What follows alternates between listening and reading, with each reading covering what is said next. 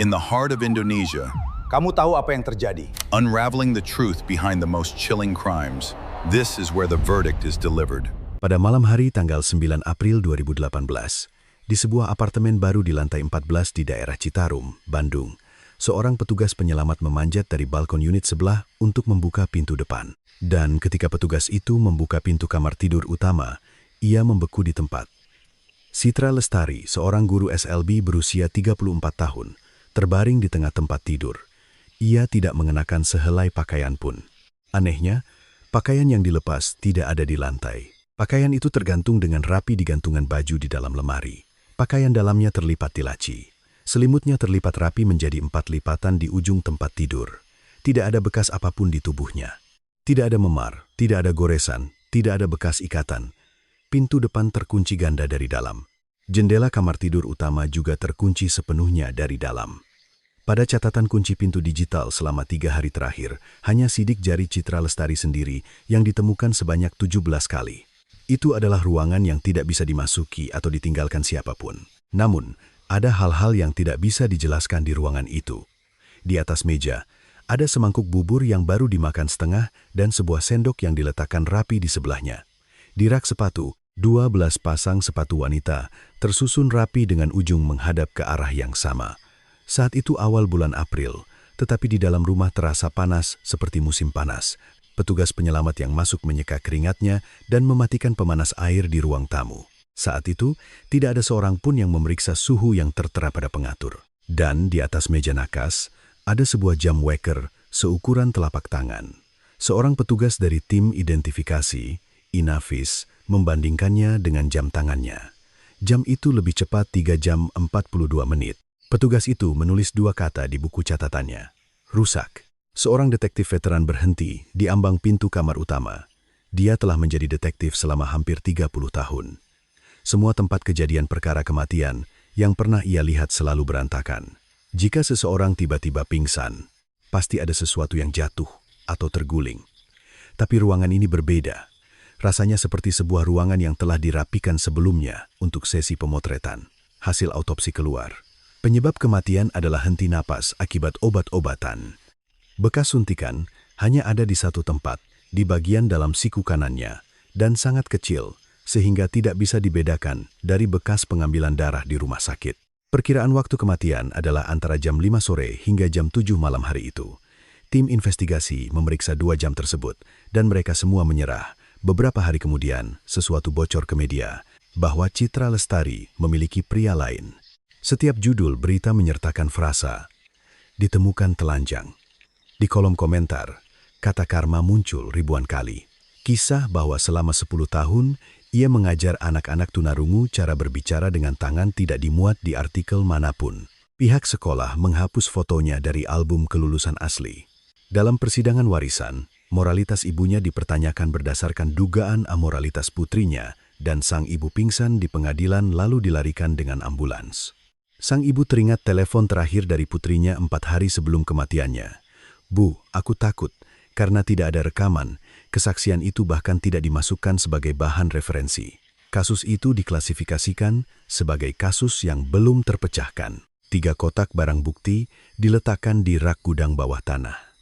Dan selama 6 tahun, tidak ada yang membuka kotak-kotak itu. Saat itu, musim semi tahun 2024. Seorang detektif yang baru bekerja 3 tahun membuka kotak itu setelah 6 tahun. Di dalam kantong plastik, jam itu masih berdetak. Baterainya tidak pernah diganti selama 6 tahun. Detektif itu menghubungi pabrik pembuatnya. Sebuah jawaban datang. Model itu tidak pernah secara resmi masuk ke Indonesia, dan di dalamnya ada sebuah chip. Siapa yang menyentuhnya dan kapan, semuanya tersimpan dalam hitungan detik. Detektif itu bertanya, apakah data dari 6 tahun yang lalu masih ada? Peneliti itu menjawab, jika baterainya belum mati, semuanya ada di sana. 6 tahun yang terhenti mulai bergerak lagi. Pagi hari ketika hasil forensik keluar, detektif itu membalik halaman terakhir laporan. 9 April 2018, pukul 12:47:23 siang. Yang tercatat bukanlah perubahan waktu. Jam yang selama 6 tahun disebut semua orang rusak, selisih waktu 3 jam 42 menit itu bukanlah sebuah kesalahan. Apa yang sebenarnya terjadi di ruangan yang terkunci dari dalam itu? Mengapa seseorang melepaskan pakaiannya hanya untuk menggantungnya kembali di lemari? Mengapa pemanas air di rumah itu menyala sejak pagi di awal April? Dan apa sebenarnya yang ditunjuk oleh jam itu selama 6 tahun? Malam itu tanggal 9 April 2018, pukul 19.20. Di koridor lantai 14 sebuah apartemen baru di Citarum, Bandung, 3 orang wanita berdiri. Semuanya adalah wali murid dari SLB tempat Citra mengajar. Wali kelas mereka tidak muncul saat jam pulang sekolah hari itu. Mereka mencoba menelepon sepanjang sore, tetapi yang terdengar hanyalah nada pemberitahuan bahwa telepon dimatikan. Citra Lestari adalah guru yang selama 10 tahun bekerja, tidak pernah absen tanpa pemberitahuan satu hari pun. Itulah sebabnya para wali murid datang langsung ke rumahnya. Mereka menekan bel 8 kali. Tidak ada suara. Salah satu wali murid menempelkan telinganya ke pintu, tetapi di dalam sunyi senyap. Kepala pengelola gedung, Bapak Agus, datang membawa kunci master. Pak Agus memasukkan kunci dan memutarnya, tetapi pintunya tidak bergerak sama sekali. Pak Agus menggoyangkan gagang pintu beberapa kali dan mundur. Dikunci ganda dari dalam, katanya sambil menggelengkan kepala. Salah satu wali murid segera mengeluarkan ponselnya dan menelepon 119. 2 orang lainnya mondar-mandir ke tangga darurat di ujung koridor. 30 menit berlalu seperti itu. Akhirnya, para petugas memanjat melalui balkon unit sebelah. Sesaat kemudian, terdengar suara kunci dibuka dari dalam, dan pintu depan terbuka. Saat pintu terbuka, hal pertama yang mengejutkan orang-orang di koridor bukanlah bau atau suara, melainkan rumah yang luar biasa bersih. Ruang tamu begitu rapi, seolah baru saja selesai dibersihkan. Bantal sofa tersusun rapi, dan remote control terletak tepat di tengah meja. Di atas meja makan, ada semangkuk bubur, masih tersisa setengah, dan sendoknya diletakkan dengan presisi di samping mangkuk. Pintu rak sepatu terbuka, dan 12 pasang sepatu wanita tersusun dalam satu baris. Ujungnya sejajar. Di dalam rumah terasa panas, meskipun saat itu baru awal April. Salah satu petugas penyelamat yang masuk menyeka keringat di dahinya dan mendekati dinding ruang tamu, tempat pengatur pemanas air berada. Petugas itu mengulurkan tangan dan menekan tombol daya. Layarnya mati. Saat itu, tidak ada seorang pun di sana yang memeriksa angka apa yang tertera di pengatur suhu. Salah satu petugas mendekati pintu kamar utama. Dia memutar gagang pintu dan membukanya. Dan dia berhenti di tempat. Di tengah tempat tidur, Citra Lestari terbaring. Dia tidak mengenakan sehelai pakaian pun. Dia terbaring lurus, dengan kedua lengan rapat di sisi tubuhnya. Selimutnya ada di ujung tempat tidur, bukan terdorong sembarangan, melainkan terlipat rapi dalam 4 lipatan. Petugas itu berbalik dan mengangkat tangan untuk menghentikan petugas lainnya. Tidak ada yang diizinkan masuk. Pintu lemari tertutup. Ketika dibuka kemudian, pakaian yang seharusnya dikenakan Citra hari itu tergantung di gantungan. Bukan dilempar setelah dilepas. Seseorang telah menggantungnya. Pakaian dalamnya terlipat rapi di laci. Tidak ada bekas apapun di tubuhnya. Tidak ada memar, tidak ada goresan, tidak ada bekas ikatan di pergelangan tangan atau kakinya. Polisi tiba. Komisaris Polisi Heru Santoso, Kepala Tim Reserse Polrestabes Bandung, melintasi ruang tamu. Heru berhenti di ambang pintu kamar utama. Dia tidak langsung masuk. Sambil memegang kusen pintu, dia menatap ke dalam ruangan untuk waktu yang lama. Semua tempat kejadian perkara kematian yang pernah dilihat Heru selalu berantakan. Jika seseorang tiba-tiba pingsan, pasti ada sesuatu yang jatuh atau terguling. Tapi ruangan ini berbeda. Tampak seperti ruangan yang telah dirapikan sebelumnya untuk difoto. Heru mengeluarkan senter. Dia perlahan menggerakkan cahayanya ke atas spray tempat tidur. Spray itu berkerut, tapi arah kerutannya aneh. Spray tempat orang tidur dan bergerak biasanya memiliki kerutan yang kusut ke segala arah. Tapi kerutan di spray ini hanya satu arah, dari atas ke bawah. Seolah-olah seseorang telah mengusapnya dengan telapak tangan. Heru mengeluarkan buku catatannya dan menulis sesuatu. Catatan itu kemudian tidak pernah dimasukkan ke dalam laporan. Malam itu, pikiran semua polisi yang masuk ke ruangan itu mulai mengalir ke satu arah. Itu karena fakta bahwa seorang wanita meninggal dalam keadaan telanjang dan pakaiannya yang dilepas tergantung di lemari. Ini berarti orang yang masuk ke kamar ini cukup dekat untuk melepaskan pakaiannya dan cukup tenang untuk menggantungnya kembali. Petugas Inafis mengeluarkan termometer dan mengukur suhu ruangan. Hasilnya 21 derajat Celcius. Petugas itu menulis angka itu di buku catatannya. Fakta bahwa angka itu adalah suhu 30 menit setelah petugas penyelamat mematikan pemanas air tidak tercatat dimanapun. Jendela kamar diperiksa. Terkunci sepenuhnya dari dalam. Jendela balkon juga tidak menunjukkan kerusakan apapun selain bekas yang ditinggalkan oleh tim penyelamat saat masuk. Catatan kunci pintu digital juga diambil. Catatan akses selama 4 hari terakhir muncul. Semuanya adalah sidik jari Citra Lestari. 17 kali, semuanya orang yang sama. CCTV di koridor lantai 14 juga diperiksa. Kamera mengarah ke depan lift dan pintu masuk tangga darurat. Tapi rumah Citra terhalang oleh pilar, titik buta. Struktur ini telah dikeluhkan 2 kali dalam rapat penghuni, tetapi dibiarkan karena masalah anggaran. Tim Inafis memeriksa meja nakas di kamar. Ada jam waker perjalanan seukuran telapak tangan. Petugas mengambil foto. Lalu dia membandingkan waktu yang ditunjukkan jam itu dengan jam tangannya. Jam itu lebih cepat 3 jam 42 menit. Petugas itu menulis singkat di buku catatannya. Rusak. Tidak ada seorang pun di ruangan itu hari itu yang menganggap jam itu penting. Pukul 22.40, pintu lift terbuka dan seorang pria berlari keluar. Itu adalah suami Citra, Bima Nugraha. Dia baru saja tiba dari Yogyakarta setelah menyelesaikan jadwal akademis. Bima sampai di depan pintu dan langsung berlutut, jatuh lemas. 2 polisi berlari dan memegang lengannya dari kedua sisi.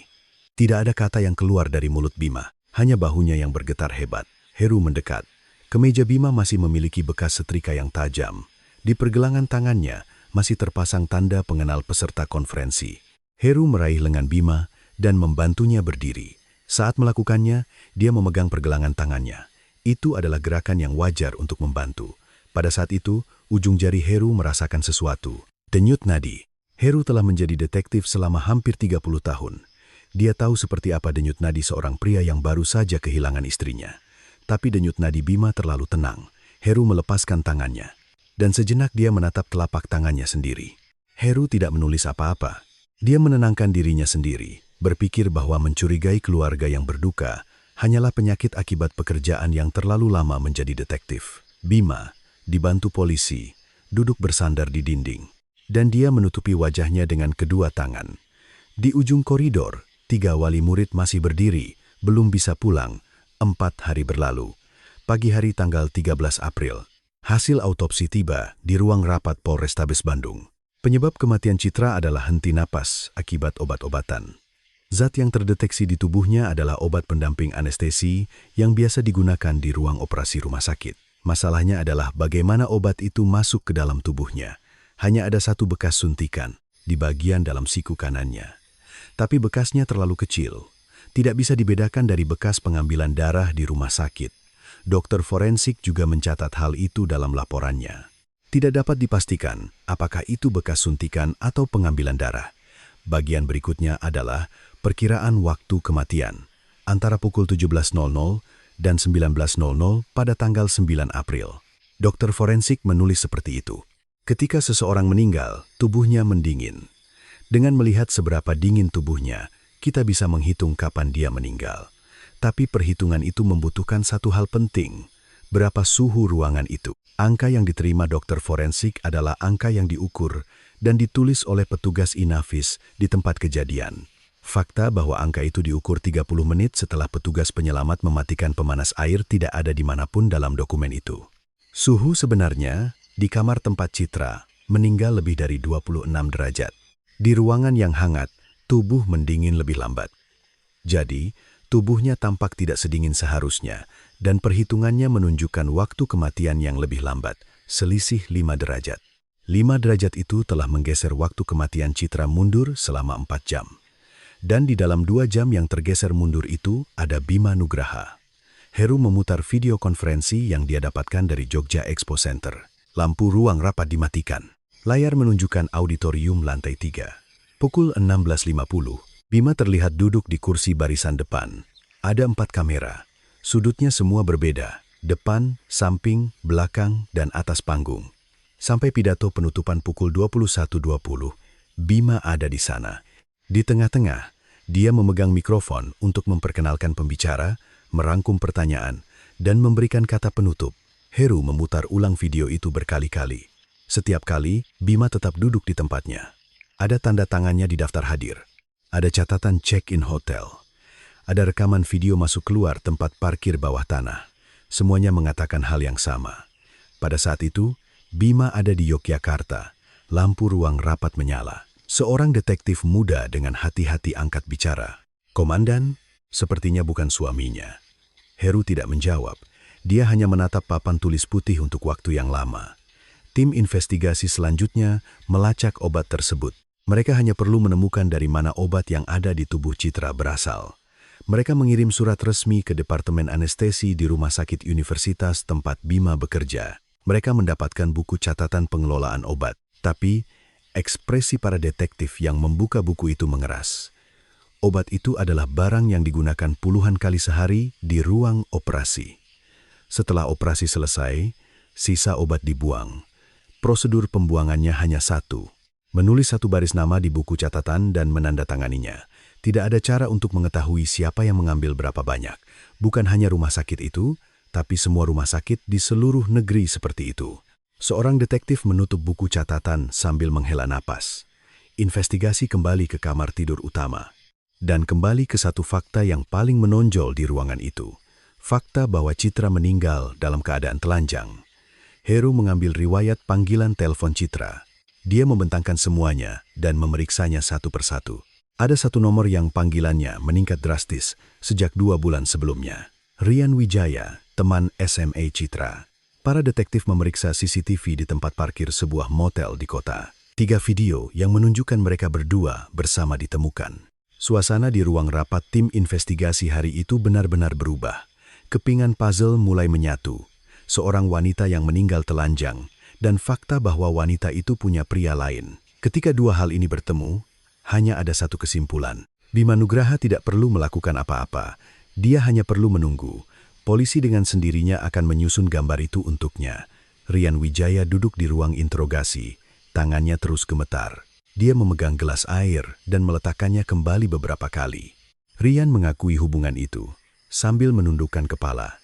Dan setelah beberapa lama, dia membuka mulut lagi. Citra sangat lelah. Katanya suaminya terus mengawasinya. Dia bilang dia hidup dengan menghitung waktu sepanjang hari karena sebuah jam di rumah. Di dalam ruang interogasi, seorang detektif menghentikan pulpennya. Kemudian dia mulai menulis lagi. Tapi saat menuliskannya ke dalam bab, detektif itu menyingkat bagian itu. Dia pikir itu hanya alasan klise dari seorang selingkuhan untuk membela diri. Dalam BAP hanya tertulis, saksi menyatakan bahwa korban mengeluhkan konflik dengan suaminya. 2 kata sebuah jam menghilang dari BAP itu. Keesokan harinya, alibi Rian terkonfirmasi. Sepanjang sore pada hari kejadian, dia berada di sebuah lokasi konstruksi di Cimahi. Ada 17 orang bersamanya. Catatan keluar masuk lokasi juga ada, dan bahkan ada struk makan siang bersama dari sebuah restoran. Hanya dalam 1 hari, nama Rian Wijaya dihapus dari papan tulis putih. Dan di tempat yang terhapus itu, tidak ada nama lain yang muncul. Sekitar waktu itulah, di sebuah kantor pengacara, seorang staf bernama Wibowo mengangkat telepon. Di atas meja Wibowo ada sebuah amplop. Itu adalah surat kuasa untuk gugatan cerai yang ditandatangani Citra 2 bulan sebelumnya. Wibowo menekan nomor Polrestabes Bandung. Nada sambung berdering lama. Seseorang menjawab dan mengatakan akan menyambungkan ke petugas yang bertanggung jawab. Lalu telepon terputus. Wibowo menelpon lagi. Hal yang sama terjadi. Kali ini jawabannya adalah sedang rapat. Wibowo meletakkan gagang telepon. Dan dia menatap amplop itu untuk waktu yang lama. Keluarga korban pasti akan mengurusnya sendiri, pikir Wibowo. Dia mengambil amplop itu dan memasukkannya ke laci paling bawah kabinet. Dan dia menutupnya. Perlu 6 tahun sampai dokumen itu melihat dunia lagi. Sementara itu, di apartemen, seorang satpam bernama Pak Agus datang sendiri ke kantor polisi, sambil memegang topinya di tangan. Sekitar jam 4 sore pada hari kejadian, ada pria yang belum pernah saya lihat naik ke lantai 14, begitu kesaksian Pak Agus. Tim investigasi segera menindaklanjutinya, karena saat itu tim tidak punya petunjuk apapun. Sketsa wajah dibuat, personel dikerahkan. Pria yang naik ke lantai 14 pada jam 4 sore hari itu adalah teknisi yang datang untuk mengganti filter air minum. Catatan kunjungannya sudah tertulis di buku catatan kantor pengelola sejak awal. Hanya saja tidak ada yang membuka buku catatan itu. 2 bulan berlalu sia-sia. Selama 2 bulan itu, Bima Nugraha tetap masuk kerja seperti biasa di rumah sakit. Dia masuk ke ruang operasi, melakukan anestesi, melakukan visit, dan menundukkan kepala ketika rekan-rekannya menepuk pundaknya. Heru memanggil Bima 3 kali. Sebagai saksi, ketiga kalinya Bima yang bertanya lebih dulu. Pelakunya? Sudahkah Anda menangkapnya? Itu terjadi saat pemeriksaan ketiga. Heru sedang membalik-balik BAP dan tangannya berhenti. Dia meletakkan bab pemeriksaan pertama dan ketiga berdampingan. Kalimatnya sama persis, tidak ada satu kata pun yang berbeda. Heru sejenak menatap wajah Bima. Bima menatap balik Heru dengan mata memerah. Mungkin karena dia dokter, pikir Heru. Karena dia orang yang setiap hari mencatat rekam medis pasien dengan akurat, ingatannya juga pasti akurat. Pemeriksaan selesai. Bima bangkit dan berjalan ke arah pintu. Sambil memegang gagang pintu, dia berbalik. "Pak Detektif, boleh saya bertanya satu hal?" Suara Bima terdengar hati-hati. "Pasti ada jam di meja nakas kamar. Itu hadiah dari saya untuk istri saya. Bisakah saya mendapatkannya kembali?" Heru, yang sedang merapikan dokumen, mengangkat kepala. "Itu barang bukti." "Belum bisa." Bima mengangguk. Dan dia membuka pintu lalu pergi. Heru benar-benar melupakan percakapan itu selama 6 tahun. Oktober 2019.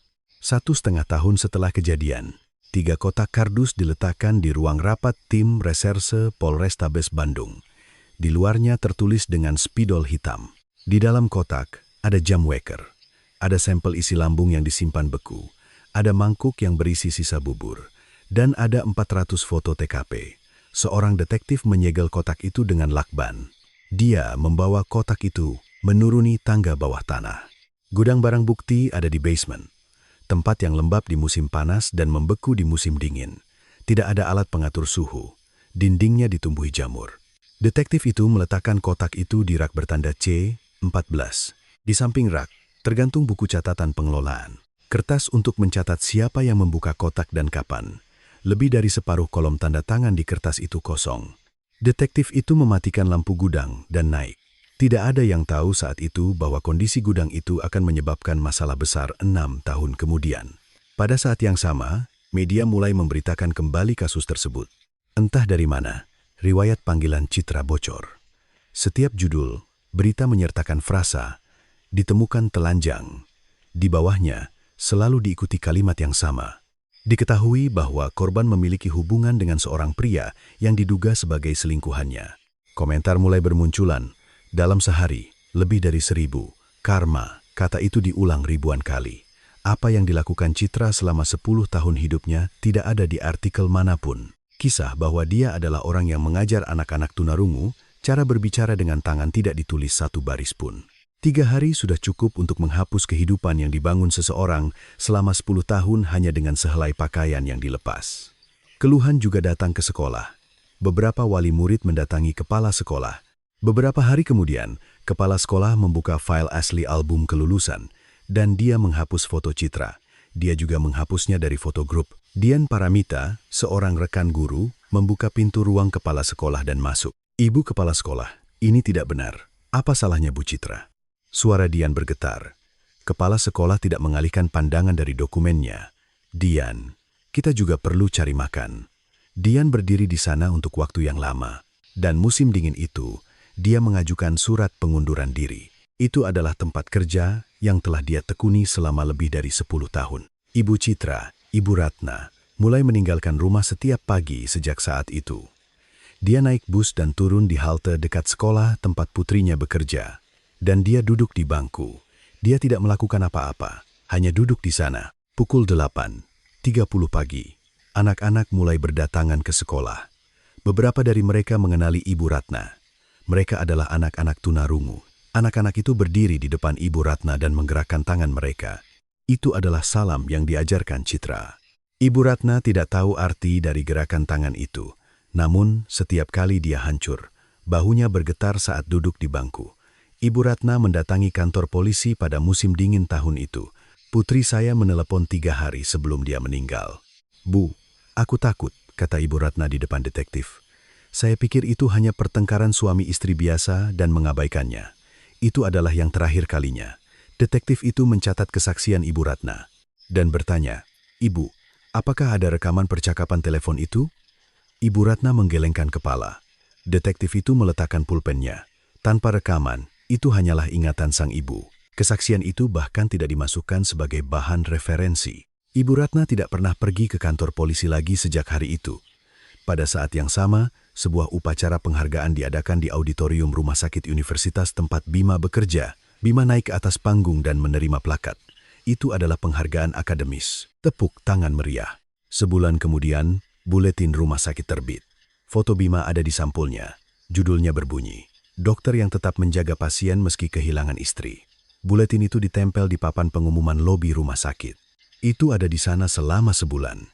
Dan setiap tahun pada tanggal 9 April, Bima memposting tulisan di papan buletin internal rumah sakit. Itu adalah tulisan singkat.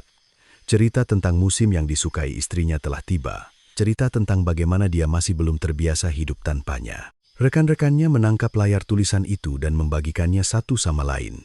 Para perawat membaca tulisan itu dan menyeka air mata. Selama 6 tahun, yang melindungi Bima bukanlah video dari konferensi di Yogyakarta, melainkan tulisan yang dia posting setiap tanggal 9 April. Pria itu tidak membangun alibi, melainkan menanamkan keyakinan akan ketidakbersalahannya di dalam hati orang-orang. Maret 2021. Sebuah klinik dibuka di daerah Dago, Bandung. Sebuah klinik spesialis anestesi dan nyeri dengan nama Bima Nugraha terpampang di atasnya. Pada hari pembukaan, lebih dari 20 karangan bunga berjejer. Semua rekan dari rumah sakit universitas datang. Bima mengenakan jas putih, berjabat tangan dengan orang-orang. Tidak banyak yang tahu dari mana uang untuk membuka klinik itu berasal. Ada sebuah ruko di kawasan Setiabudi. Pemilik aslinya adalah Citra Lestari. 8 bulan setelah Citra meninggal, gedung itu beralih atas nama Bima Nugraha. Bima menjual gedung itu. Uang itu menjadi modal pembukaan kliniknya. Saat proses warisan berlangsung, Ibu Ratna berdiri di pengadilan. Dia mengklaim bahwa sebagian dari harta putrinya adalah hak keluarga kandungnya. Pengacara Bima berdiri. Dan dia menyerahkan setumpuk dokumen kepada Hakim Ketua. Yang Mulia, almarhumah, pada saat kematiannya memiliki hubungan dengan pria lain di luar pernikahan. Dia bahkan sedang mempersiapkan gugatan cerai. Justru aneh bahwa pihak keluarga tidak mengetahui hal ini sama sekali. Wajah Ibu Ratna, yang duduk di barisan penonton, menjadi pucat. Pengacara itu membalik halaman dokumen lagi. Sikap kami adalah bahwa jika pihak keluarga benar-benar mengkhawatirkan almarhumah, tidak mungkin mereka tidak tahu situasi apa yang sedang dialaminya. Ibu Ratna mencoba berdiri tetapi langsung jatuh terduduk. Barisan penonton menjadi gaduh. Ibu Ratna pingsan ke samping. Ambulans berhenti di depan gedung pengadilan. Ibu Ratna dibawa keluar dengan tandu. Ibu yang kehilangan putrinya dipertanyakan moralitasnya di pengadilan berdasarkan dugaan amoralitas putrinya. Dari mana dokumen-dokumen itu berasal terungkap kemudian. Dari kantor staf pengacara Wibowo, pihak Bima menghubunginya. Bertanya apakah benar almarhumah telah menunjuk kantor mereka untuk gugatan cerai. Wibowo membuat salinan surat kuasa dan menyerahkannya. Dan dia lepas tangan dari kasus ini. Tapi Wibowo tidak membuang aslinya. Dia membiarkannya di laci paling bawah kabinet Desember tahun itu. Sebuah pernikahan diadakan di sebuah hotel di pusat kota Bandung. Mempelai prianya adalah Bima Nugraha. Mempelai wanitanya adalah seorang perawat yang 12 tahun lebih muda.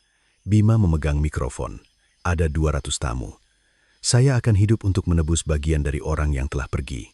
Bima berkata begitu dan menundukkan kepala. Tepuk tangan meledak. Beberapa tamu menyeka sudut mata mereka. Pada saat yang sama, Ibu Ratna berada di rumah abu putrinya. Dia sedang membersihkan pintu kaca dengan kain kering. Di dalam kaca, ada foto putrinya. Di sebelahnya, ada foto lain. Foto grup Citra dengan anak-anak didiknya. Itu adalah pengganti jam yang tidak dikembalikan polisi, diletakkan di sana oleh Ibu Ratna. Ibu Ratna selesai membersihkan pintu kaca dan mundur. Dan dia berdiri di sana untuk waktu yang lama. Tahun 2020, Satpam apartemen Pak Agus berhenti bekerja. Dia bilang akan pulang kampung. Gosip beredar di antara staf kantor pengelola bahwa Pak Agus tiba-tiba punya banyak uang. Gosip itu beredar tanpa ada yang tahu siapa yang memulainya. Tidak ada yang mencatat perkataan itu. Tahun itu, Heru Santoso mendapat promosi. Dia dipindahkan ke kantor polisi lain. Itu adalah hari kepergiannya. Heru sedang membawa kotak barang-barangnya keluar ketika dia berhenti. Dan dia meletakkan kotak itu di koridor. Heru turun ke bawah tanah. Dia membuka pintu gudang barang bukti. Dia berdiri di depan rak C14. 3 kotak itu masih ada di sana. Heru mengulurkan tangannya. Tepat sebelum tangannya menyentuh kotak, dia berhenti, dan dia menurunkan tangannya. Heru berdiri di sana untuk waktu yang lama. Dia tidak bisa melakukan apa-apa. Heru mematikan lampu gudang dan naik. Setelah itu, selama 5 tahun, tidak ada seorang pun yang membuka kotak itu. April 2024. 6 tahun setelah kejadian, di sudut lantai 3 Polda Jabar, ada sebuah ruangan. Sebuah plakat bertuliskan tim khusus kasus belum terpecahkan terpasang. Itu adalah ruangan dengan 4 meja. Aditya Pratama ditempatkan di ruangan itu 2 bulan sebelumnya. Dia baru 3 tahun menjadi polisi. Pekerjaan Aditya adalah merapikan daftar, membuka fail kasus yang belum terpecahkan di wilayahnya, dan membuat ringkasan. Bukan karena ada yang menyuruh, tapi itu satu-satunya hal yang bisa dilakukan oleh seorang pemula di ruangan itu. File yang dibuka Aditya hari itu adalah kasus Citra Lestari. Aditya membuka file foto. Ada 400 lembar. Aditya melihat foto-foto itu selama 2 hari. Dia memperbesar dan memperkecil setiap foto berulang kali. Dia bahkan makan siang di mejanya.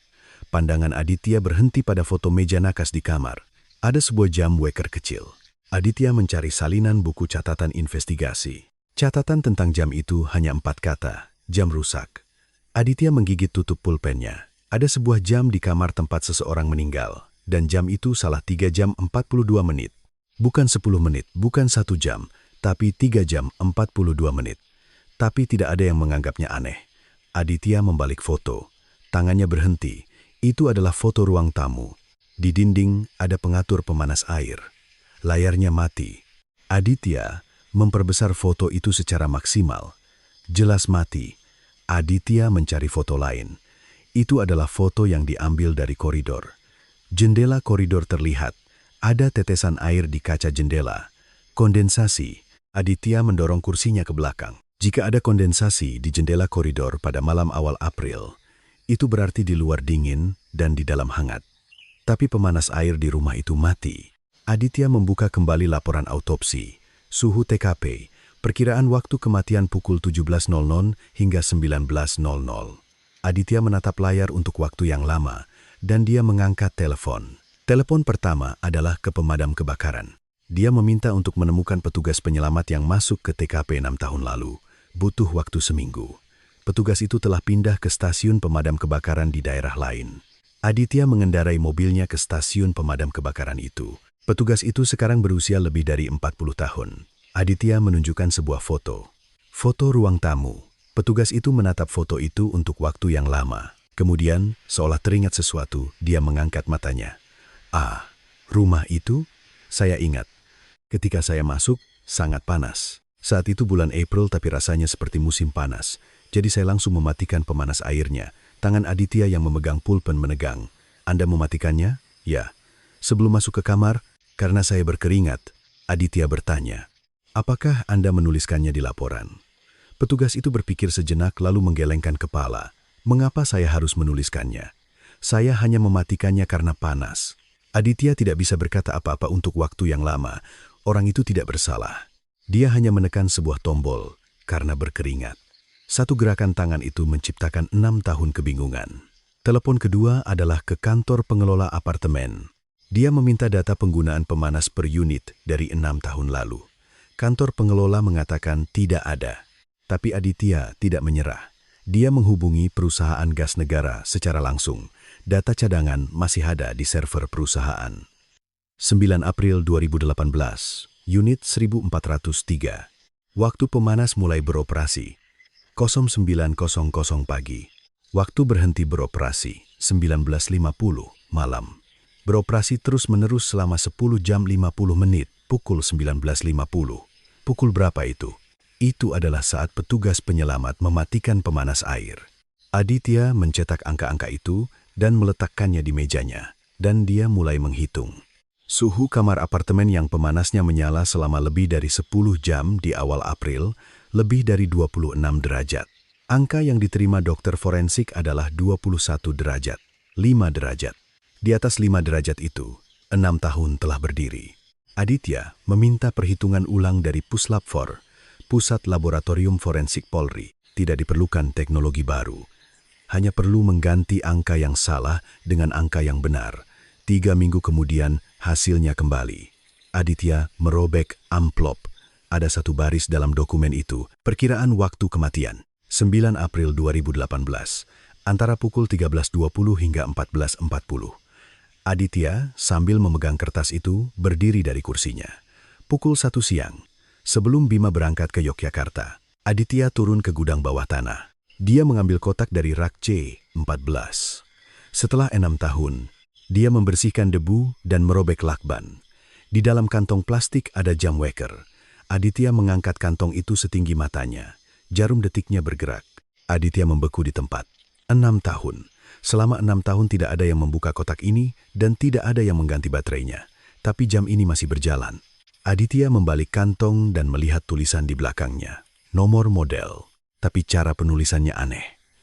Aditya mengirim email pertanyaan ke pabrik pembuatnya. Balasan datang dalam 3 baris. Model itu tidak pernah secara resmi masuk ke Indonesia.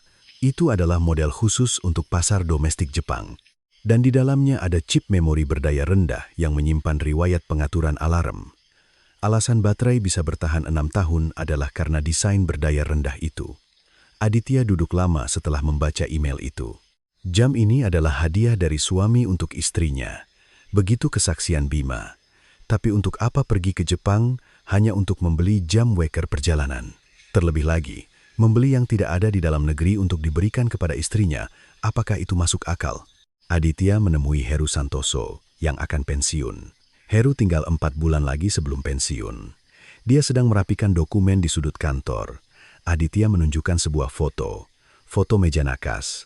Heru melihat foto itu, dan tangannya berhenti. Heru tidak bisa meletakkan foto itu. Dia hanya menatapnya untuk waktu yang lama. Ini, suara Heru terdengar rendah. Pria itu meminta ini kembali. Aditya mencondongkan tubuhnya ke depan. Apa maksud Anda? Setelah interogasi selesai, saat akan pergi. Di depan pintu, dia bertanya apakah bisa mendapatkannya kembali karena itu hadiah untuk istrinya. Heru meletakkan foto itu. Tangannya sedikit gemetar. Dia tidak melupakannya selama 6 tahun. Dia telah menguburnya. Heru membuka laci. Dia mengeluarkan buku catatan usang. Dia membalik halaman dan tangannya berhenti. Dan dia mendorongnya ke depan Aditya. Di sana tertulis, kerutan spray 1 arah, bukan jejak orang tidur. Aditya melihat tulisan itu. Ini tidak ada di laporan. Heru melihat keluar jendela. Dia tidak menjawab apa-apa. Aditya juga tidak bertanya lebih lanjut. Orang berikutnya yang ditemui Aditya adalah Dian Paramita. Sudah 5 tahun sejak dia berhenti dari sekolah. Dian duduk sambil memegang cangkir kopinya. Bu Citra, dia selalu mengubah rute pulangnya. Hari ini lewat sini, besok lewat sana. Saya pernah bertanya mengapa, tapi dia hanya tersenyum. Dian berhenti sejenak, dan jam 4 sore. Setiap jam 4 sore tepat, dia mengeluarkan ponselnya. Mengirim sesuatu yang singkat. Baru setelah mengirim itu, ekspresinya menjadi lega. Saya tidak tahu SMS apa itu. Aditya mencatat di buku catatannya. Pukul 16.00 tepat. Aditya kemudian menemui Rian Wijaya. Setelah 6 tahun, begitu Rian melihat Aditya, dia langsung melambaikan tangan menolak. Saya sudah diperiksa semua waktu itu. Alibi saya juga sudah terbukti. Aditya menggelengkan kepala. Saya tidak datang untuk menanyakan itu. Anda bilang Bu Citra pernah bicara soal jam. Wajah Rian mengeras. Apa itu ada di BAP? Tidak ada. Rian duduk diam untuk waktu yang lama. Lalu dia membuka mulut. Dia bilang dia hidup dengan menghitung waktu sepanjang hari karena sebuah jam di rumah. Saya bilang itu ke detektif waktu itu. Saya yakin saya bilang. Suara Rian bergetar, tapi sepertinya tidak ada yang mencatatnya ya. Aditya selanjutnya mendatangi kantor Wibowo. Wibowo menerima kartu nama Aditya dan melihatnya lama. Lalu dia berdiri tanpa berkata apa-apa. Dia berjalan ke kabinet dan membuka laci paling bawah. Dia mengeluarkan amplop coklat kusam. Wibowo meletakkannya di depan Aditya, 6 tahun yang lalu. Saya menelepon kantor polisi 2 kali. Tidak tersambung. Wibowo duduk. Aditya membuka amplop. Itu adalah surat kuasa gugatan cerai yang dibuat Citra 2 bulan sebelumnya. Di bagian pembagian harta tertulis Ruko di Setiabudi. Aditya membalik ke halaman berikutnya. Itu adalah kolom untuk menulis alasan menuntut ganti rugi. Di sana tertulis 4 kata. Pengawasan dan kontrol terus-menerus. Aditya menunjuk kata-kata itu dengan ujung jarinya. Itu adalah satu-satunya surat pengaduan yang ditinggalkan Citra. Selama 6 tahun, surat itu berada di laci paling bawah sebuah kabinet. Aditya kembali ke kantornya. Sudah malam. Dia berdiri di depan papan tulis putih. Papan itu kosong. Aditya mengambil spidol, dan setelah 6 tahun dia menulis kembali nama itu. Bima Nugraha. Minggu pertama bulan Juni. Berita bahwa penyelidikan ulang telah dimulai bocor ke media. Itu adalah hari Bima datang ke kantor polisi. Lebih dari 10 kamera berdiri di depan gerbang utama. Bima turun dari mobil. 3 pengacara mengapitnya di kedua sisi. Mereka dari sebuah firma hukum besar dari Jakarta. Wartawan menyodorkan mikrofon. Bima berhenti berjalan. Bima sejenak menundukkan kepala, dan ketika dia mengangkatnya lagi, matanya memerah. Istri saya meninggal 6 tahun yang lalu. Suara Bima serak, tapi sekarang mereka mencurigai saya, suaminya. Ini sama saja membunuh istri saya untuk kedua kalinya. Bima menyeka sudut matanya dengan punggung tangannya. Kilatan kamera menyambar. Adegan itu disiarkan di saluran berita malam itu. Opini publik mulai bergerak sejak hari itu. Serangan pertama adalah pada data pemanas. Tim pengacara mengajukan pendapat hukum. Bertanya apakah polisi tahu tingkat kesalahan meteran perusahaan gas negara 6 tahun lalu. Argumennya adalah bahwa dengan memperhitungkan kesalahan itu, suhu dalam ruangan bisa sangat berbeda.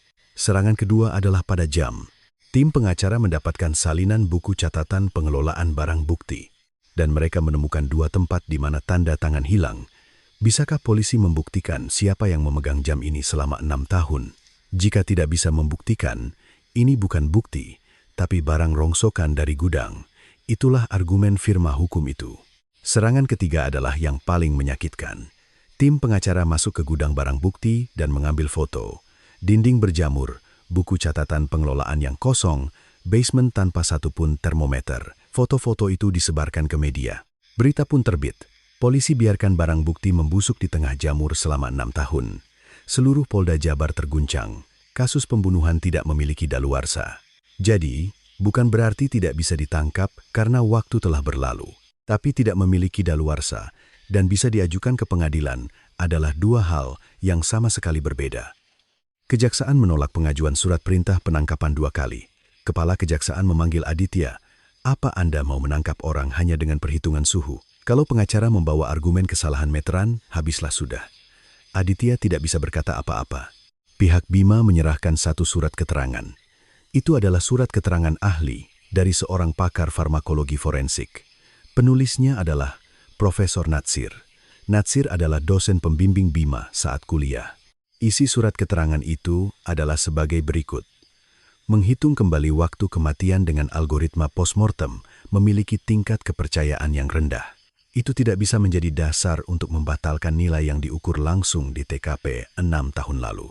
Natsir tidak berhenti di situ. Dia menerbitkan sebuah artikel di jurnal akademis. Dengan isi yang sama, ditulis dalam bahasa akademis.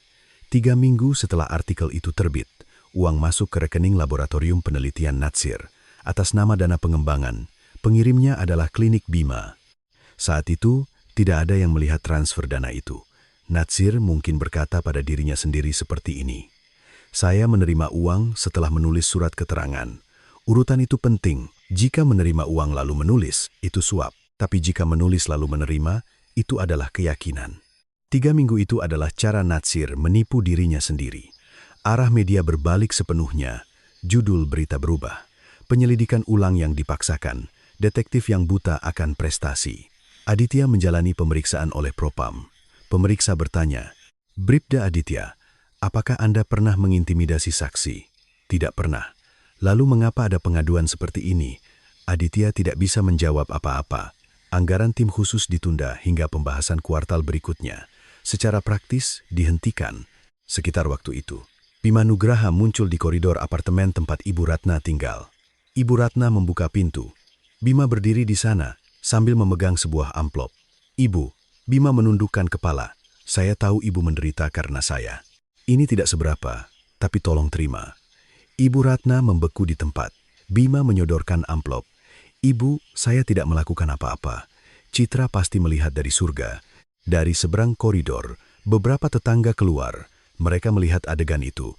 Tangan Ibu Ratna gemetar. Dia tidak bisa menutup pintu. Dia juga tidak bisa menerima amplop. Dia hanya berdiri di sana. Bima meletakkan amplop itu di lantai depan pintu. Dan dia menundukkan kepala sekali lagi. Bima berbalik dan berjalan ke lift. Salah satu tetangga berdecak. Menantunya baik sekali padanya. Ibu Ratna, sambil memegang pintu, tetap berdiri di sana. Amplop itu tergeletak di lantai. Adegan itu terekam persis di CCTV apartemen. Sekitar waktu itu, sebuah telepon masuk ke kantor Aditya. Itu dari seorang dokter bernama Rizal. Dia adalah junior yang menghadiri konferensi yang sama dengan Bima 6 tahun lalu. Mereka berdua bertemu di sebuah kafe. Rizal terus memainkan cangkir kopinya. Butuh 10 menit baginya untuk mulai berbicara. Saya tidak tahu apakah saya boleh mengatakan ini. Rizal melihat sekeliling sekali. Hari itu, di tengah-tengah konferensi, sepertinya Bang Bima meninggalkan tempat untuk waktu yang lama. Sepertinya lebih dari 1 jam. Aditya mengangkat pulpennya. Anda yakin? Tidak 100% yakin. Tapi kursi VIP itu kosong. Jadi saya yang menggantikannya menyerahkan materi. Rizal berhenti sejenak. Lalu seolah teringat sesuatu, dia mengangkat matanya. Dan ini mungkin bukan apa-apa. Rizal menunjuk ke samping lututnya dengan tangannya. Tas Bang Bima jatuh. Waktu itu ada sesuatu yang menggelinding keluar. Botol obat yang biasa dipakai di rumah sakit. Saya yang mengambil dan memberikannya. Aditya menghentikan pulpennya. Di ruang konferensi? Ya. Saya juga merasa aneh waktu itu. Tapi ya, seorang dokter anestesi membawa obat kan bukan hal yang istimewa. Aditya menulis kata-kata itu di buku catatannya. Malam itu Aditya membuat BAP kesaksian. Dan keesokan paginya, dia menyerahkannya ke kejaksaan. Alibi yang kokoh selama 6 tahun itu untuk pertama kalinya retak. Di internal kejaksaan, diskusi untuk mengajukan kembali surat perintah dimulai. Malam itu, Aditya mematikan lampu kantornya. Untuk pertama kalinya dalam 6 tahun, dia menutup file kasus dan pulang. Tapi 3 hari kemudian, data masuk dari pihak Bima. Itu adalah data analisis frame by frame dari 4 video konferensi, dibuat oleh perusahaan profesional. Di sana tertulis, pukul 16.50 duduk, pukul 18.22 bangkit ke arah toilet, pukul 18.333 duduk kembali, 11 menit. Sampai pukul 21.20 tidak ada pergerakan lain. Firma hukum itu tidak berhenti di situ. Mereka menyerahkan tabel per detik yang membuktikan bahwa Bima tidak pernah hilang dari pandangan kamera dari pukul 16.50 hingga 21.20. Tabel itu setebal 12 halaman. Pengacara melambaikan tabel itu di depan wartawan. Alibi apa yang lebih sempurna dari ini? Betapa sempurnanya tabel itu, apa artinya nanti? Tidak ada yang tahu saat itu. Kejaksaan menunda keputusannya. Dan sementara itu, Rizal mulai tidak mengangkat telepon. Aditya pergi ke depan klinik Rizal. Dia menunggu di dalam mobil selama 2 jam. Waktu pulang kerja tiba. Orang-orang keluar dari gerbang utama. Rizal tidak ada. Aditya berjalan memutar gedung ke belakang. Ada pintu belakang. Mobil Rizal tidak ada di tempat parkir. Dia sudah pergi Jumat itu.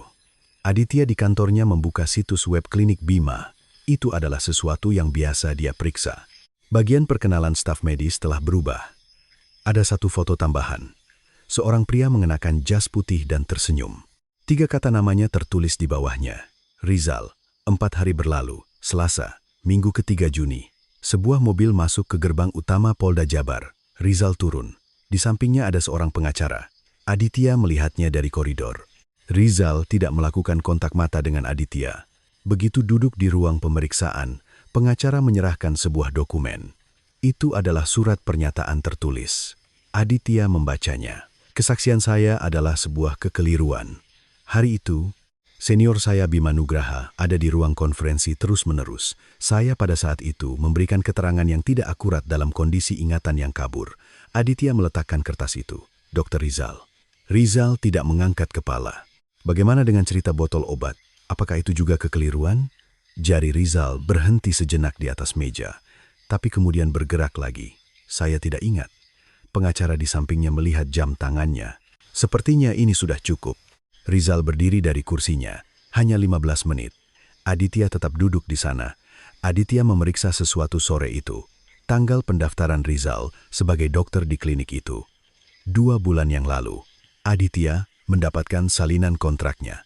Gaji tahunannya tertulis di sana. 2 kali lipat dari yang diterima dokter anestesi dengan pengalaman yang sama. Itu saja. Tidak ada ancaman, tidak ada kekerasan. Selembar kontrak sudah cukup. Berita pencabutan kesaksian sampai ke kejaksaan. Kejaksaan secara final menangguhkan pengajuan kembali surat perintah. Dan keesokan harinya, pengacara Bima mengajukan pengaduan ke Komnas HAM. Isinya adalah bahwa jaksa telah menekan seorang dokter junior yang tidak berdaya untuk memberikan kesaksian palsu. Profesor Natsir muncul di televisi dalam sebuah program talk show lokal. Natsir duduk dengan setelan jas. Saya telah berada di bidang ini selama 30 tahun. Natsir membetulkan kacamatanya. Mencoba menjerat seseorang dengan menghitung ulang menggunakan komputer postmortem bukanlah ilmu pengetahuan. Meskipun dia murid saya, tapi ini tidak benar. 3 hari setelah siaran itu, Aditya dipanggil lagi ke ruang propam. Kali ini, pemeriksaan kedua. 2 pemeriksa duduk di sana. Bribda Aditya, ini sudah mencoreng nama baik seluruh institusi. Aditya tidak bisa menjawab apa-apa. Otoritas seorang profesor tua, 1 kalimatnya sudah cukup untuk menjatuhkan seorang detektif dalam 3 hari. Aditya keluar dari ruang propam dan kembali ke kantornya. Dia duduk di depan mejanya. Dia duduk seperti itu untuk waktu yang lama. Lalu dia membuka buku catatannya. Kata-kata yang diucapkan Rizal di kafe tertulis di sana. Tasnya jatuh, botol obat menggelinding keluar, dan dia yang mengambilnya. Aditya menunjuk baris itu dengan ujung jarinya. Kesaksian telah dibalik. Dengan uang, orang bisa mengubah kata-katanya, tapi kertas tidak bisa mengubah kata-katanya. Aditya menyalakan komputernya. Dia menelepon Jogja Expo Center. Dia menanyakan perusahaan yang menangani pembuangan limbah di gedung itu 6 tahun lalu.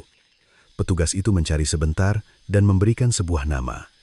Keesokan harinya, Aditya mengendarai mobilnya ke Yogyakarta. Kantor perusahaan itu berada di sebuah gedung gudang di pinggir kota. Pemiliknya keluar dan menyambut Aditya.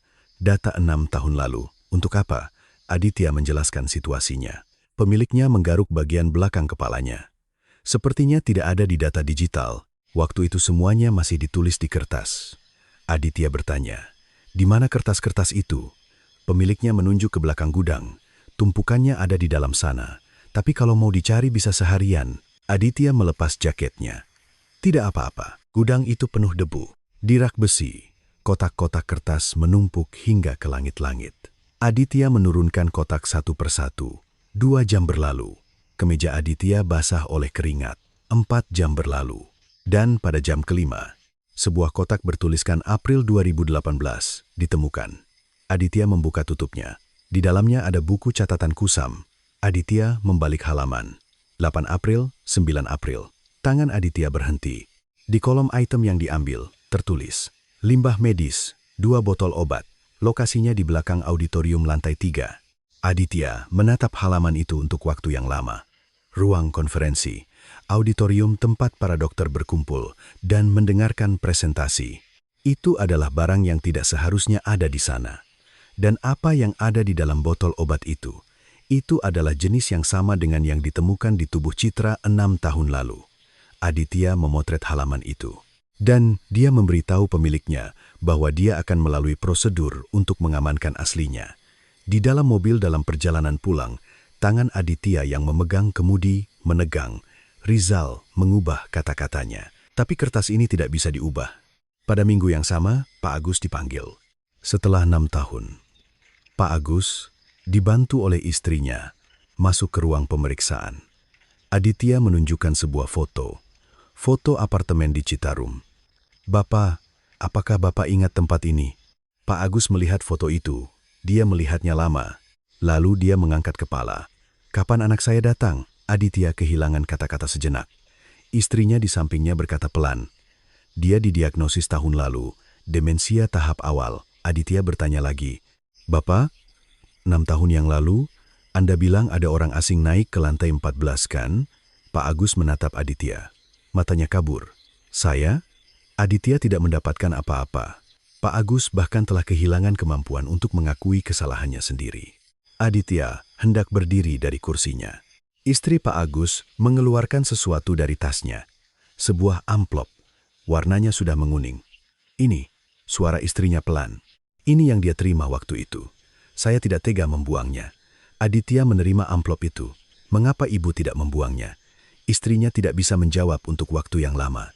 Orang ini, setelah menerima itu, dia tidak bisa tidur di malam hari. Dia memeriksa pintu depan berkali-kali. Istrinya meletakkan amplop itu di meja. Saya merasa ada yang salah, tapi saya tidak tahu harus berbuat apa. Jadi, saya simpan saja di laci. Aditya mengenakan sarung tangan. Dia mengambil amplop itu dengan hati-hati. Aditya langsung menyerahkannya ke tim forensik hari itu juga. 2 hari kemudian, hasilnya keluar, sidik jari ditemukan di permukaan amplop, 2 titik. Itu adalah sidik jari Bima. Di dalam amplop juga ada sesuatu, bukan uang tunai. Itu adalah salinan struk transfer rekening. 3 juta rupiah. Cabang pengirimnya adalah cabang dekat rumah sakit universitas tempat Bima bekerja.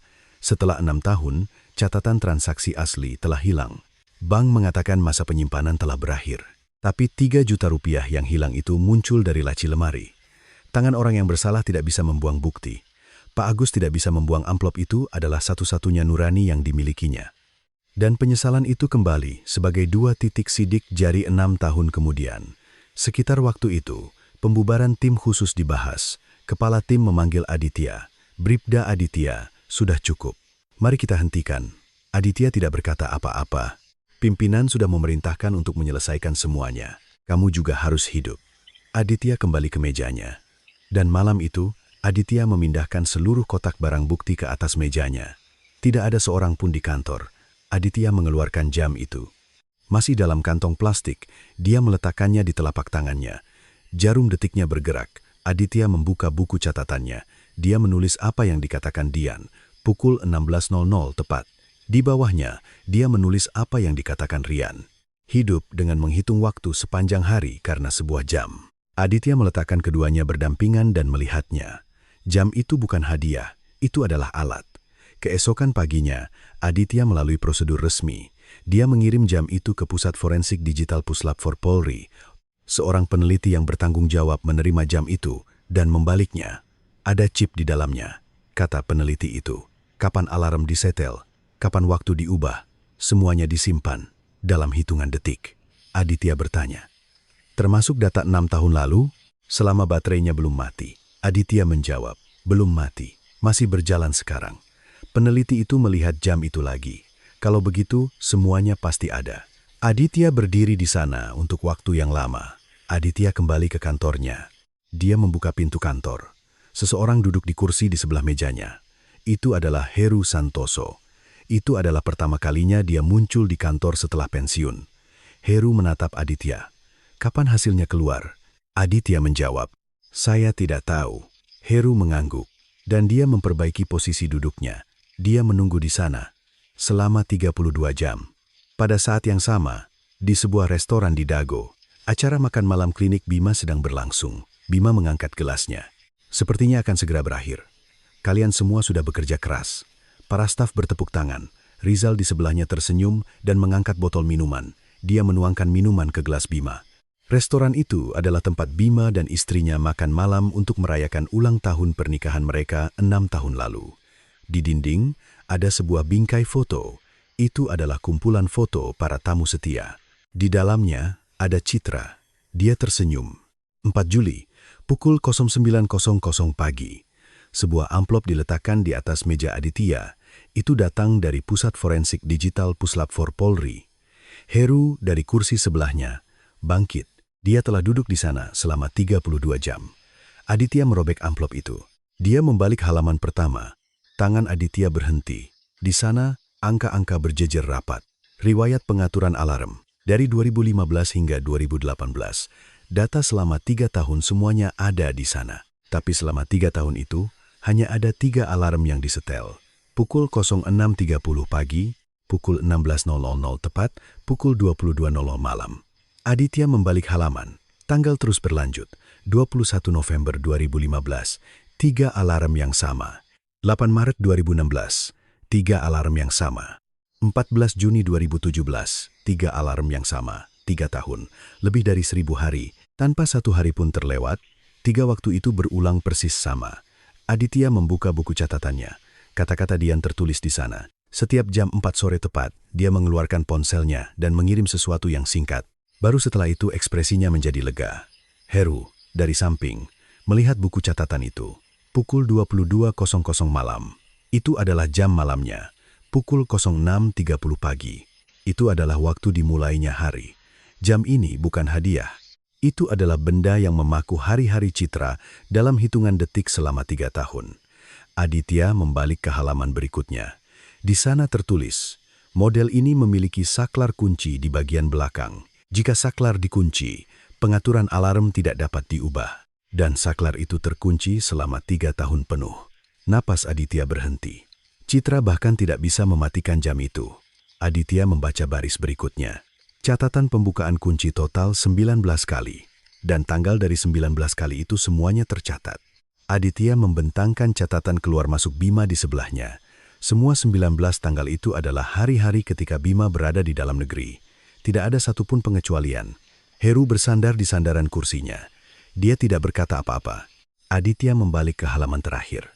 9 April 2018, pukul 12.47.23 siang. Aditya membaca baris itu dan membacanya lagi. Yang tertulis di sana bukanlah perubahan waktu, bukan juga penghapusan riwayat alarm. Penghapusan, terjadi kesalahan waktu internal, selisih 3 jam 42 menit.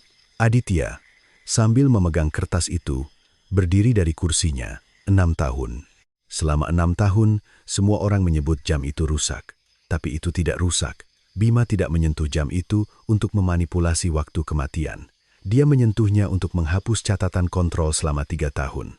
Karena jika gugatan cerai dimulai, catatan itu akan sampai ke pengadilan. Tapi itu tidak terhapus. Dia gagal menghapusnya, dan sebagai efek sampingnya, waktunya bergeser.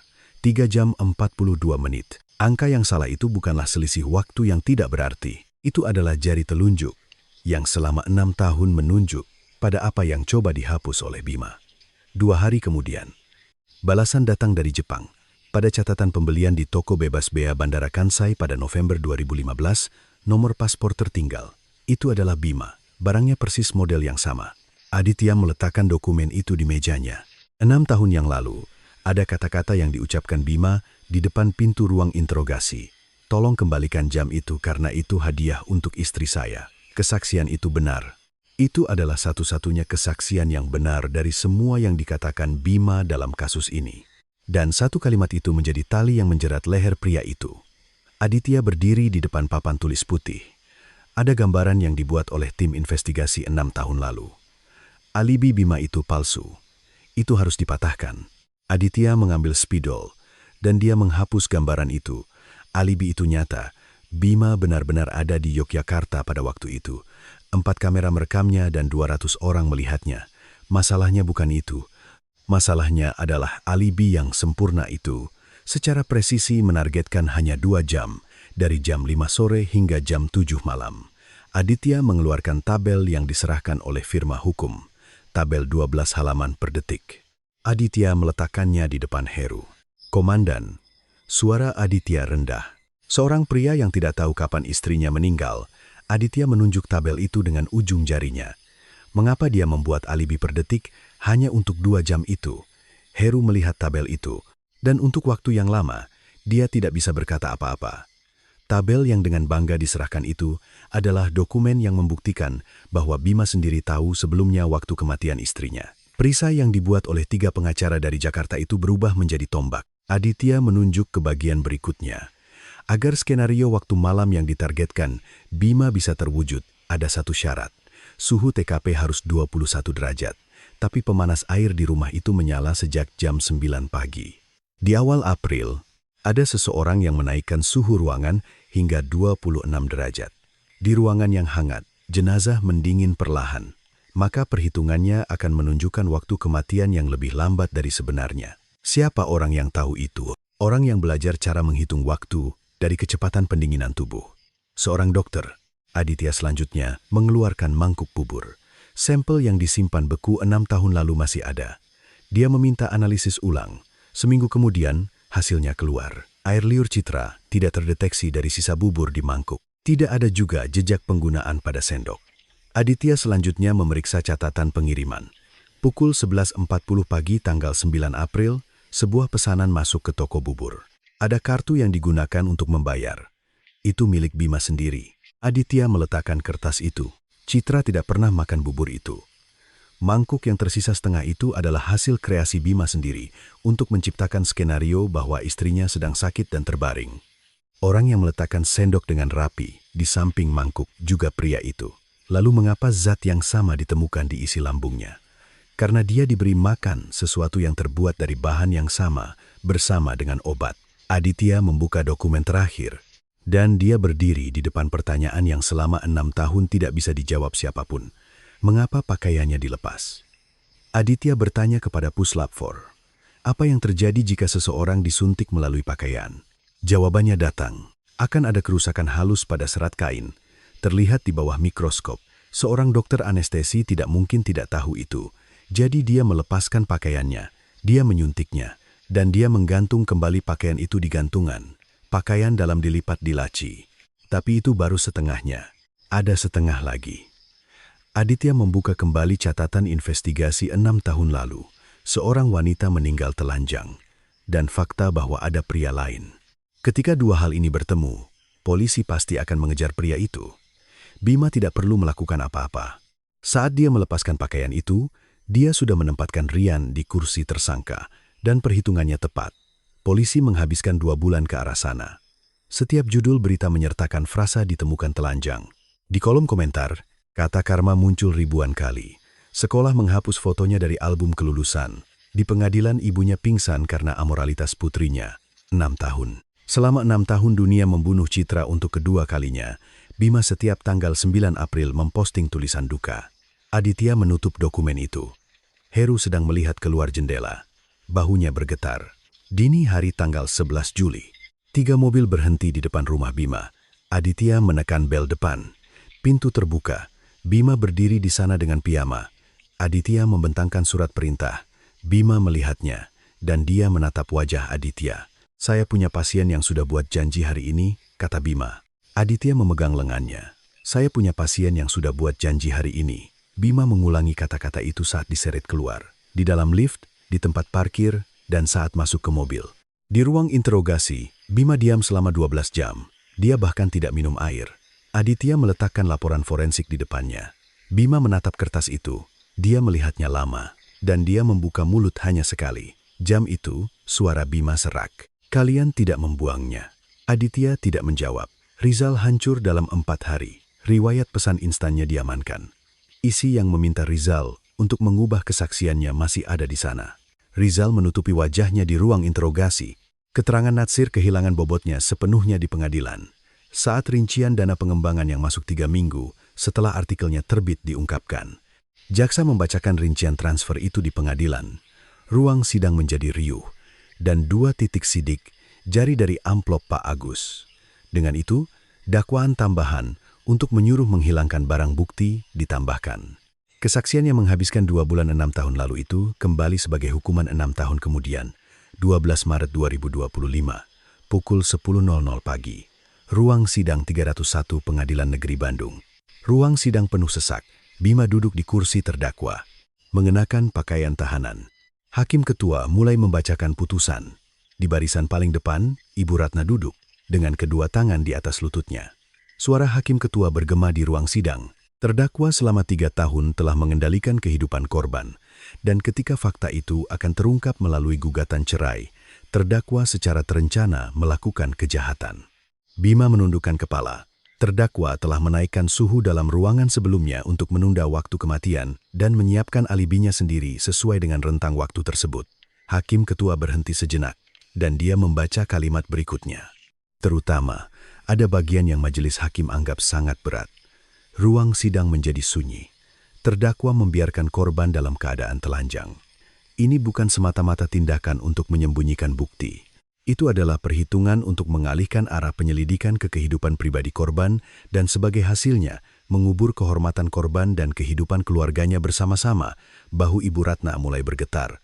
Terdakwa selama 6 tahun, meskipun mengetahui hasilnya, terus berperan sebagai menantu di depan keluarga korban. Hakim ketua membalik dokumen, amar putusan, menjatuhkan hukuman penjara seumur hidup kepada terdakwa Bima Nugraha. Ruang sidang menjadi riuh. Bima tidak bergerak dari tempatnya. Rizal dijatuhi hukuman 2 tahun penjara.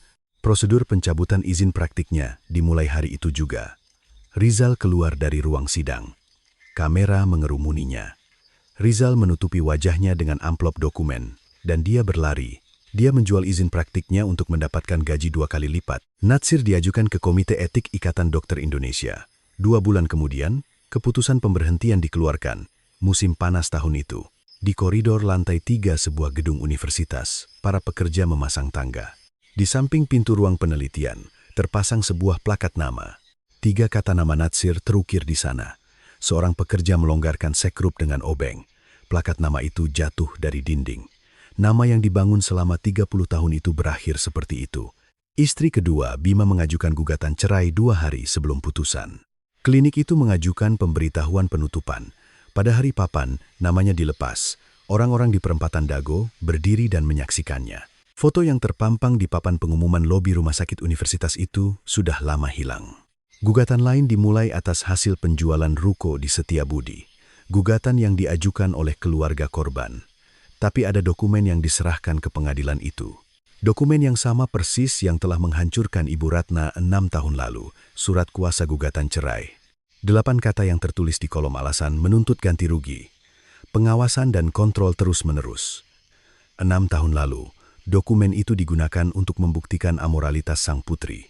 6 tahun kemudian, itu digunakan untuk membuktikan kejahatan sang suami. Kertas yang sama mengubah arahnya. Wibowo menyaksikan gugatan itu. Dia tahu bahwa 6 tahun telah berlalu karena 2 panggilan telepon yang tidak berhasil. Tapi dia tidak membuangnya. Tidak membuangnya adalah satu-satunya hal yang dia lakukan.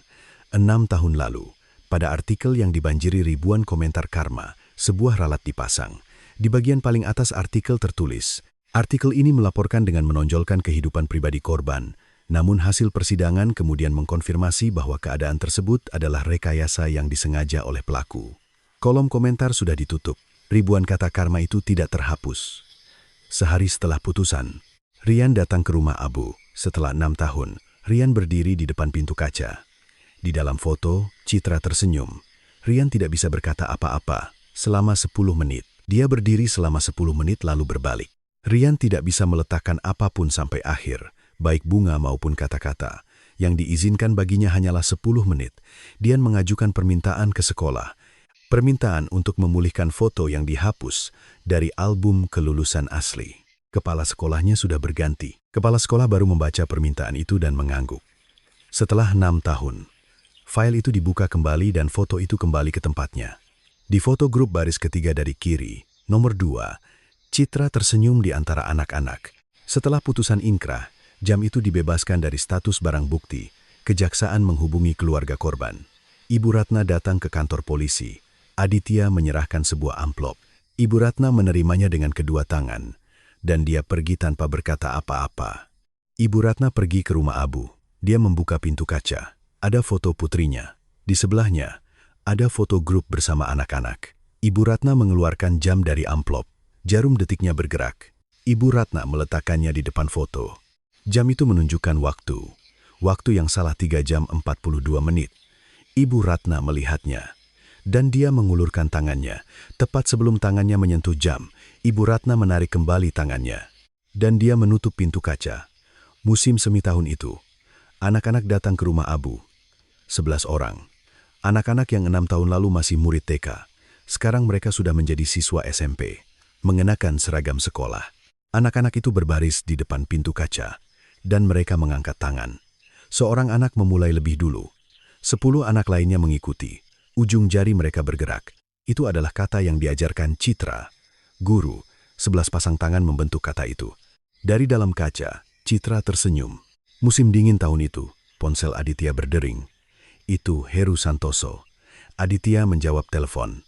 Untuk beberapa saat, tidak ada suara. Lalu Heru membuka mulut. Aditya, suaranya terdengar tua. Orang itu, ketika dia meminta jam itu kembali di depan pintu ruang interogasi, Heru berhenti. Aku waktu itu mengabaikan kata-katanya begitu saja. Aditya tidak menjawab apa-apa. 6 tahun. Selama 6 tahun ibu itu. Suara Heru tercekat.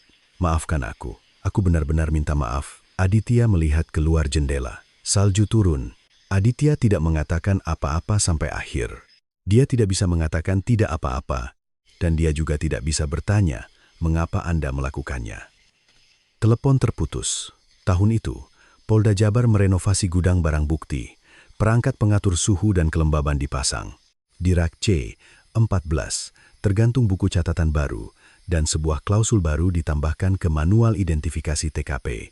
Saat memasuki TKP, kondisi operasi pemanas harus dicatat, 1 baris. Karena tidak ada 1 baris itu, 6 tahun berlalu. Bulan Mei.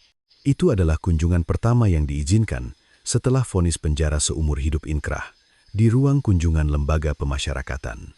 Di seberang kaca, Bima duduk, mengenakan pakaian tahanan. Rambutnya dipotong pendek. Aditya duduk di seberangnya. Bima menatap Aditya. Dia menatap lama. Aditya juga tidak mengatakan apa-apa. Lalu Bima membuka mulut. Dia mengangkat gagang telepon. Pak Detektif. Aditya mengangkat gagang teleponnya.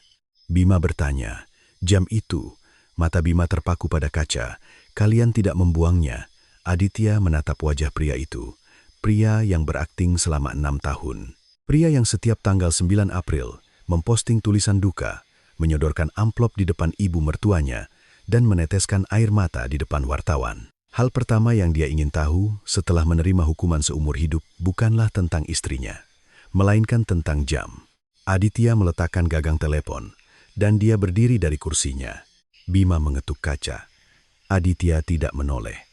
Orang yang menciptakan kejahatan sempurna selalu melupakan satu hal yang paling sepele. Waktu bisa didorong dengan tangan. Baik itu 3 jam 42 menit atau lebih. Tapi kebenaran tidak bisa didorong. Yang tersisa di ruangan itu selama 6 tahun adalah satu fakta itu. Sebuah jam kecil yang tidak diperhatikan siapapun setelah 6 tahun menceritakan segalanya. Dunia membunuh orang itu 2 kali selama 6 tahun. Kehidupan 10 tahunnya terhapus oleh sehelai pakaian yang dilepas, dan ibunya tidak bisa mengangkat kepala di depan nama putrinya. Orang-orang sudah menjatuhkan vonis bahkan sebelum mendengar ceritanya. Seiring kita hidup, kita akan tahu bahwa apa yang terlihat oleh mata bukanlah segalanya. Tidak sembarangan menghakimi orang lain. Mendengarkan sekali lagi kata-kata orang yang teraniaya, mungkin itu adalah hal terbesar yang bisa kita lakukan untuk satu sama lain. Orang yang menciptakan kebohongan sempurna selalu melupakan satu hal terkecil. Waktu bisa digeser dengan tangan, tetapi kebenaran tidak bisa digeser.